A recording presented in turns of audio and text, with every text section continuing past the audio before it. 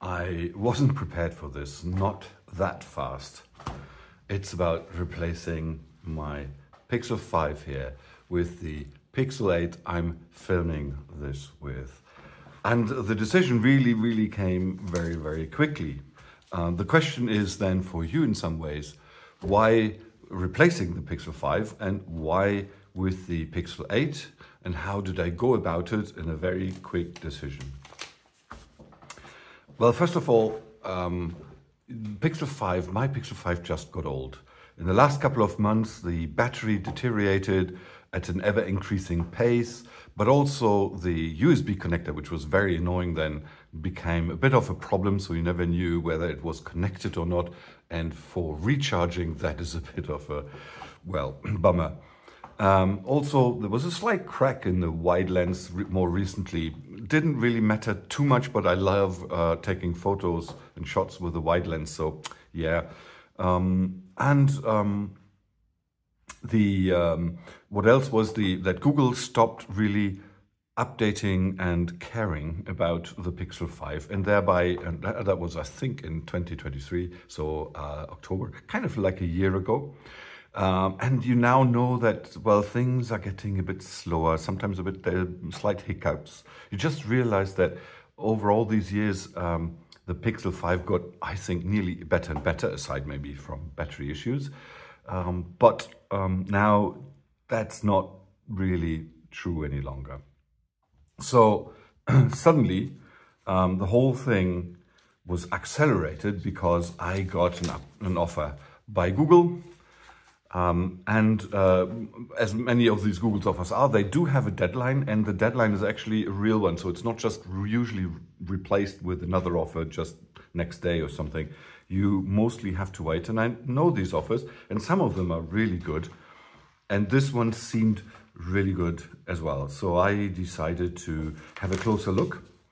But first of all, when checking all these offers, I thought, well, how old is actually my phone? I really had no idea anymore. I thought it was maybe 2 years, but when I checked it, it was actually more than 3 years. It was a couple of months after the launch, and even then I was surprised that the launch was already in 2020. So more or less 4 years to this day, which is pretty old in smartphone terms. And then the offer, of course, very good discounts. And additionally, Google was throwing in some nice hardware, this Fitbit, I think it's called the Inspire 3, for some of the phones. Some others got a bit better, some others, I don't even know if the lesser ones had anything. But anyway, subscription goodies. So yes, I'm a Google One customer, thereby any subscription goodie that I'm getting is nearly like cash. And then the trade-in deal, and I checked it for my Pixel 5, and I got something like between 100 something to more than 200, depending on the phone that I would choose, which is really interesting because the street price of this, in my eyes, I wouldn't pay more than maybe 100, maybe 150 if it was in really great condition. So mine is in reasonable condition, as you see here. There are no major flaws, but then the USB port, a little crack here, and of course the battery. No, it's not perfect, and I wouldn't sell it for 150 because I would have a bit of a iffy feeling regarding the next customer and his or her opinion. So the question for me was really, the deadline was basically the next day, midnight. I had plenty busy day, what to do, so I had only a couple of hours in the evening. So throughout the day, I thought a bit about my strategies. First of all, the question was yes or no. Should I go for the deal? Yes or no? And I'm really happy Pixel user. I'm pretty happy Google customer. Thereby, my inclination was, yes, I will go for the deal. The next thing was, what are my selection criteria for having, for choosing the new Google Pixel? Because yes, I had a broad idea about what these were about, but actually I hadn't a phone in my hand of Google Pixel for, I don't know, maybe 2 years or something. I really don't know the differences between those devices. What I know is that there's a new 9 and 9 Pro, which had come just out recently. Then there is an 8A, which I think was also shown this year. And then the Google 8 was last year. So these things I knew, but what are the differences between the 8 series and the 9 series? No real idea. So I needed to find out how to quickly sort out the phones that are not really in my choice, in my selection, and which are the ones that I should concentrate on. And the first filter I came up with is, in order to be speedy, it's about a replacement of the Pixel 5. Not really, in my eyes at least, an investment into something new, much better. The Pixel 5, when it came out, was actually a mid-range phone, hardware-wise, software-wise, and regarding functionality of the camera. It was upper class, I think. It was one of the premium phones, but it was really mid-range. I think they started selling it at about $700-ish, dollars, euros, pounds. And then, of course, it went down later on. A couple of months later, I got a pretty good deal, but I think also the initial deals were really, really good because of the subscription stuff that was included in hardware. Anyway, so for me, it was replacement. I knew that, of course, the 9 and 9A would be, or sorry, not 9A, the 9 Pro and the 9 would be really, really good phones. They are premium phones. But do I really need them as of now? Or do I look as simply, getting another phone in the same category? And so I decided, because I'm a bit of a nerd, that for me, it is about replacement. It's not about investment. I may get another premium phone, for example, as another secondary camera phone or something like that, and then I might look for a premium one. But currently, it is about replacing it. So I set a bit of a price point around the replacement that I was prepared to pay, and see where this fits. And very quickly, I actually, thought that the 8 Pro, 9 and 9 Pro were these types of investment phones. The 8 Pro was, to my surprise, because I thought, well, the phone has come out last year, so is there a big difference? But yes, there is a relatively big difference. Price point wise, it was far more towards the 9. So you would have thought it's the 8 Pro better than the 9, or is the 9 Pro? All these little things where you think, is that feature there? What's about the form and the size factor? So very quickly, I was about getting into the 7, 8A and the 8 versions. But in order to find out more, I looked at my old Pixel 5 and thought, well, what are the things that I did like about it? And what are the things that I would have wished that could be improved? So format-wise and the experience, that were great points. I loved the size factor. It really easily fits into the pocket. It's not imprinting. It's not shouting, I'm a big phone. It's really great. It's also good for if you put it anywhere, in the car or on a bicycle. Because of the relatively low weight, it's less of a risk to kind of slip or to fall. Regarding the things that I really would have liked to have an improvement upon is the display, for example. Not that the display was bad, it was just not bright enough in many conditions. Like, for example, in the car, if you have the position a bit off center and not looking straight on it. And of course, in the car, often you have daylight. Same with on a bike. If I have if I fix it on the handlebar, often it wasn't really bright enough, so I had to look a bit closer or get the phone closer if I've got it in my hand. Another indicator was if you show people, oh, look at this, oh, sorry, look at this, and then people often would grab the phone rather than me handing it and just showing the photo or whatever it is. The other thing was battery. Not so much that the battery had a bad battery life, but the battery getting older, and then the port, the USB port, and the charging became, of course, much more an issue, because you want, if your battery goes down very quickly, you want a fast and quick, easy recharge. And well, the port wasn't great, but also even the wireless charging took a bit too long, I think. It could have been faster. It wasn't really slow compared to other phones. It was kind of normal, but I wish it would have been much faster. So these were the things that I thought, if I can have a better deal on those, I would take them. And thereby, I quickly also sorted out the 7A.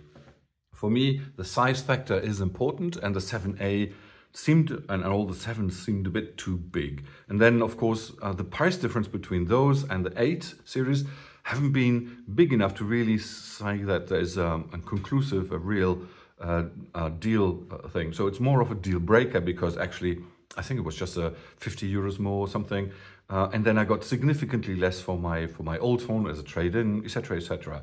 So 7 was pretty much sorted out. I think if you don't have a trade-in and if you're just buying the phone, then the 7A might still be a very good phone for you.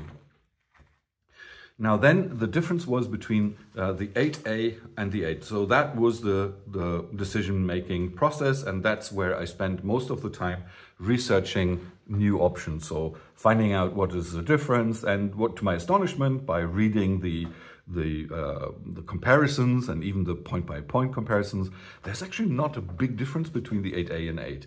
There's some new sensors in the 8A, I think, but on the other hand, they get more out of the old ones on the 8, at least on paper. Many reviews also said that the differences that are there on paper often didn't really happen in real life. For example, the photos were often brighter and nicer with the 8A, but on the other hand, you could also say that they were a bit software nicer. They were a bit over-colored, and whereas maybe the 8 is a bit more of a natural camera, and whatever you prefer. Then the difference, price difference between the two, in the end, with all the discounts, was about just 60 euros, so not much.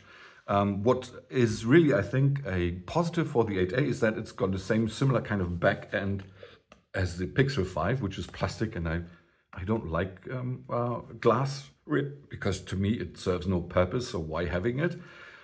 And the 8 does have it, but the 8 does have a better display, and it has a faster charging. But you need apparently another cable, not the one Google is delivering with it. So that's a bit weird, but hey. So for me, the 8 really was it. And then I did, of course, a quick check. Is the deal anything?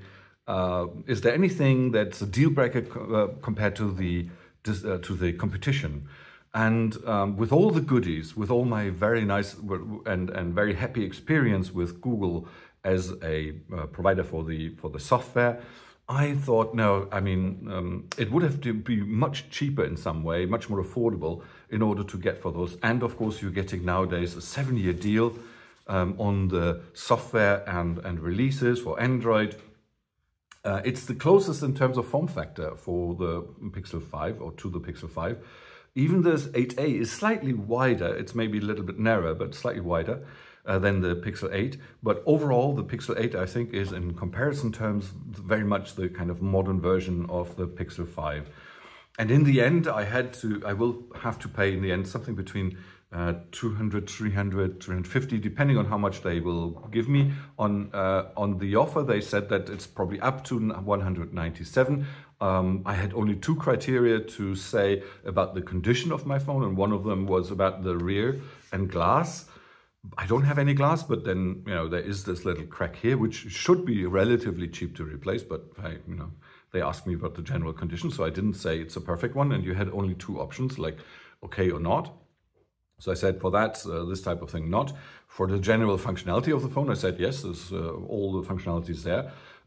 Is the USB port something that's a thing that's aging or not? I don't know if it's a normal condition or not. So I thought it's not a bad phone because I don't have any major cracks or any major things.